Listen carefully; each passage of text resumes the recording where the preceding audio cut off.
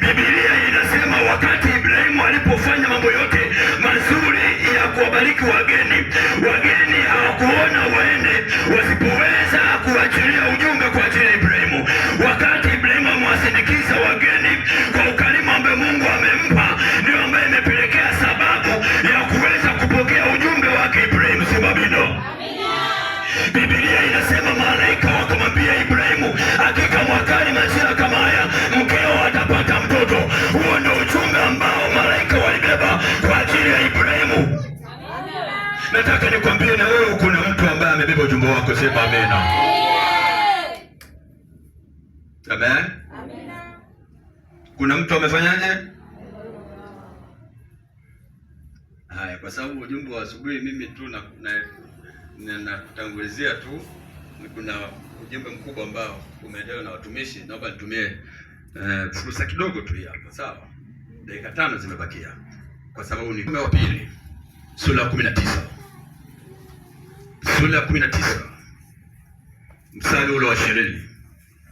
Wafalme wa pili sura ya 19 ule mstari wa 20.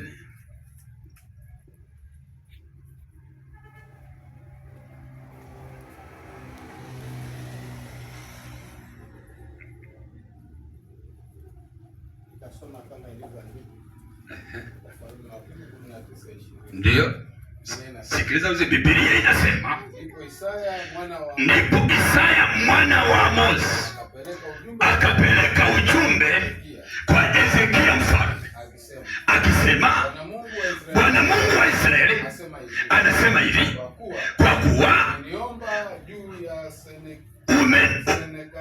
umeniomba juu ya Senakeribu huyu mfalme wa Ashuru, lakini nimekusikia. Haleluya, Bwana Yesu asifiwe. Ujumbe wa mfalme Hezekia umebebwa na nabii Isaya, mtumishi wa Bwana. Na wewe kuna mtu ambaye Mungu ameandaa aweze kukubebea ujumbe wako, yako majira ambaye Mungu anajua. Hezekieli aliomba miaka mingi sana na Mungu alikuwa anamsikia, lakini kwa vile majira hayakuwa tayari, ndio maana Hezekieli alichukua muda mrefu sana. Lakini kwa vile alipokuwa anamjua Mungu akukata tamaa, kwa vile alipokuwa anamjua Mungu akuweza kuacha maombi. Na wewe kama utanielewa, hautaweza kukata tamaa, wala utaweza kuacha maombi, wala utaweza kuacha ibada. Haijalishi unapita kwenye mapito namna gani, unapita kwenye changamoto kubwa namna gani, huu ni wakati wa kusubiria majira ya Bwana. Kwa nini? Kwa sababu umejua kila mtu ambaye aliokoka ana ujumbe wake ambao Mungu amempa mtu aweze kumbebea. Majira yakifika hakuna kuzuia. Haleluya.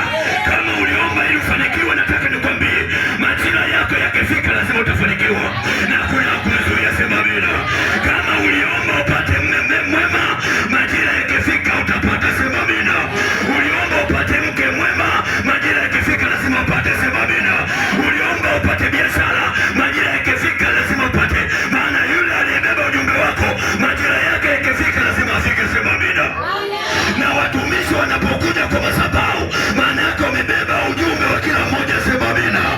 Hao watumishi unaoona wanakuja kwa madhabahu, maana yake wanakuja kama mtumishi Isaya, ambapo Mungu amempa ujumbe kwa ajili ya mfalme Hezekieli. Nataka nikwambie, kama utaelewa kuna ujumbe wako, sema amina.